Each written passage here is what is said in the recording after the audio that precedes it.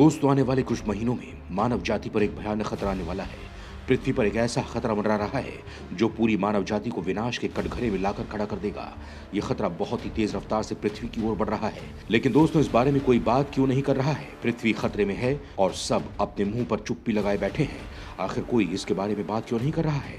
आपको बता दें कि सन 2004 में वैज्ञानिकों ने आसमान में एक ऐसा उल्कापिंड खोजा था जो अगर पृथ्वी से टकरा गया तो पृथ्वी पर 100 न्यूक्लियर बम के जितना विस्फोट होने का खतरा है। ऐसी कल्पना की जा रही है कि अगर ये उल्कापिंड पृथ्वी से टकरा गया तो बिल्कुल वैसा ही प्रभाव पैदा होगा जैसा 66 मिलियन साल पहले चिकसू-लव एस्टेरॉयड से हुआ था। डायनासोर की प्रजाति पृथ्वी से मिट गई थी और पृथ्वी पर मौजूद पौधे और जानवरों की लगभग 1/3 प्रजाति समाप्त हो गई थी। साथ ही एक ऐसी मेगा सुनामी भी जनरेट हुई थी जिसकी वेव्स 5280 फीट ऊंची थी। अब वही खतरा पृथ्वी पर वापस आ रहा है। यह खतरनाक उल्कापिंड जिसके 13 अप्रैल 2029 के दिन पृथ्वी से टकराने की संभावना बताई गई थी। 340 मीटर चौड़ा यह उल्कापिंड अगर पृथ्वी से टकरा गया तो तबाही आ जाएगी। लेकिन इतना बड़ा खतरा नजदीक आते हुए देखकर भी आखिर क्यों इसके बारे में कोई बात नहीं हो रही है? लेकिन हम आज इस बारे में जरूर बात करने वाले हैं। दोस्तों, ये कौन सा उल्कापिंड है? क्यों ये पृथ्वी से टकराने वाला है? अगर ये पृथ्वी से टकरा गया तो मानव जाति पर इसका क्या प्रभाव पड़ेगा? पृथ्वी को कितना नुकसान झेलना पड़ेगा? क्या कोई प्लान है इंसान का इस उल्कापिंड को लेकर? इन सारी जानकारियों को आज आपको इस वीडियो में मिलने वाली है। इन सारी जानकारियों के बारे में आज इस वीडियो में हम आपको बताने वाले हैं। आप इस वीडियो को ध्यान से देखिए दोस्तों, क्योंकि पृथ्वी पर रह रहे हम सभी लोगों का फ्यूचर हो सकता है। दोस्तों, अंतरिक्ष में हमारे सौरमंडल में केवल ग्रह, बौने ग्रह, चांद और सूरज नहीं है, बल्कि बहुत से ऐसे ऑब्जेक्ट्स हैं जो प्लैनेट्स की तरह ही अपनी धुरी पर सूरज के चक्कर लगाते हैं। इनके चक्कर लगाने की गति, इनकी धुरी और एक चक्कर पूरा करने में लगने वाले समय, ये सब कुछ एक दूसरे से अलग होते हैं। इसीलिए प्लैनेट्स भी कभी एक दूसरे से या पृथ्वी से नहीं टकराते और ये ऑब्जेक्ट्स भी नहीं टकराते। ऑब्जेक्ट्स जैसे asteroids, comets, dwarf planets, meteors और जुपिटर बेल्ट ऑब्जेक्ट्स भी होते हैं, जैसे रॉक्स, मेटल्स और आइस आदि। इनमें से जो एस्टेरॉइड्स होते हैं कभी कभी अपनी कक्षा से निकलकर पृथ्वी की कक्षा में एंटर कर जाते हैं। दोस्तों, एस्टेरॉइड एक चट्टान जैसे एयरलेस ऑब्जेक्ट होते हैं जो सूरज की तरह पृथ्वी का चक्कर लगा सकते हैं। ये कार के साइज से लेकर किसी एक छोटे देश के साइज के जितने बड़े भी हो सकते हैं। ये रेयर मैटर से भरपूर भी हो सकते हैं और कार्बन रिच भी हो सकते हैं। ज्यादातर एस्टेरॉइड अपनी कक्षा में ही रहते हैं, जिसे एस्टेरॉइड बेल्ट बोलते हैं। नासा के अनुसार जुपिटर और मार्स के बीच डोनट शेप का रिंग है जिसमें कई करोड़ एस्टेरॉइड चक्कर लगा रहे हैं, बल्कि उससे भी ज्यादा। ये कुदरत का करिश्मा ही है कि एक दूसरे से बहुत कम ही टकराते हैं। लेकिन दोस्तों, कई बार ये अपनी डायरेक्शन चेंज कर लेते हैं और पृथ्वी के ऑर्बिट में एंटर कर जाते हैं। समझ लीजिए कि पृथ्वी के पड़ोसी बन जाते हैं। ऐसे एस्टेरॉइड या ऐसे ऑब्जेक्ट्स को नियर अर्थ ऑब्जेक्ट्स यानी कि NEO बोलते हैं। वैज्ञानिक हमेशा ऐसे ऑब्जेक्ट्स पर नजर रखते हैं और ऐसे नए नियो को भी खोजते रहते हैं। ये पृथ्वी के लिए बहुत बड़ा खतरा बन जाते हैं। वैज्ञानिक इन पर नजर रखते हैं कि पृथ्वी के कितने करीब आ चुके हैं, ये पृथ्वी के लिए एक थ्रेट है या नहीं।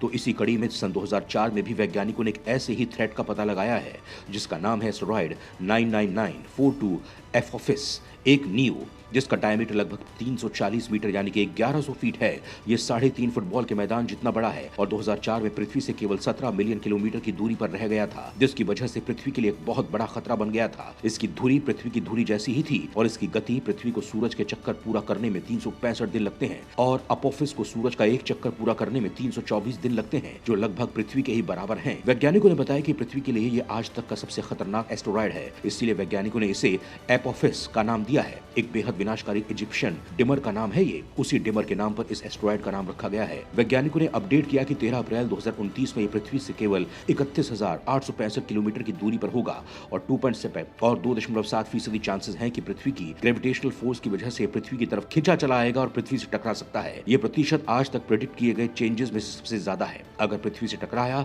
तो 12 बिलियन टन TNT से होने वाले ब्लास्ट जितना बड़ा ब्लास्ट होगा, जिससे मानव जाति तहस नहस हो सकती है। शायद इसे मानव जाति सह नहीं पाएगी। जिस देश में भी ये गिरेगा, अगर पृथ्वी पर गिरता है तो वहां के 70% के एरिया से सब कुछ वाइप आउट हो जाएगा।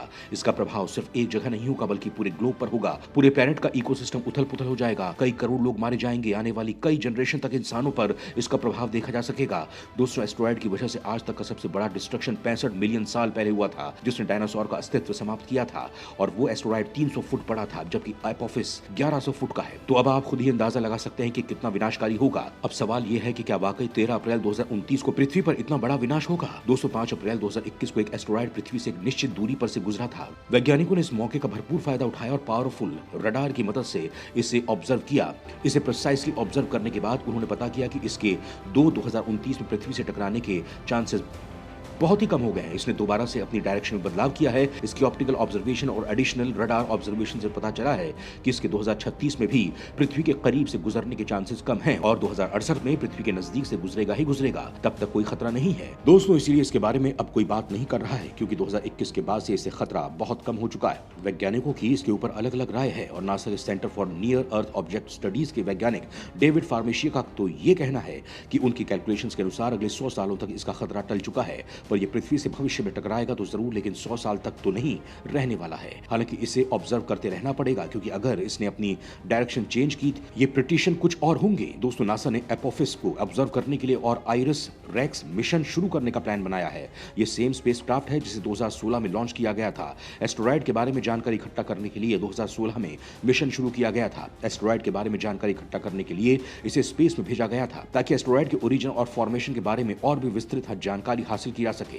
20 अक्टूबर 2020 को इस स्पेसक्राफ्ट ने बेन्नू के सरफेस को टच किया और सक्सेसफुली सैंपल्स कलेक्ट किए और अब ये वापसी के रास्ते में है। इसके सैंपल कलेक्ट करने के तुरंत बाद सितंबर 2023 में इसे एपोफिस के सैंपल कलेक्ट करने के लिए भेज दिया जाएगा। तब इसका नाम आइरिस एपेक्स होगा।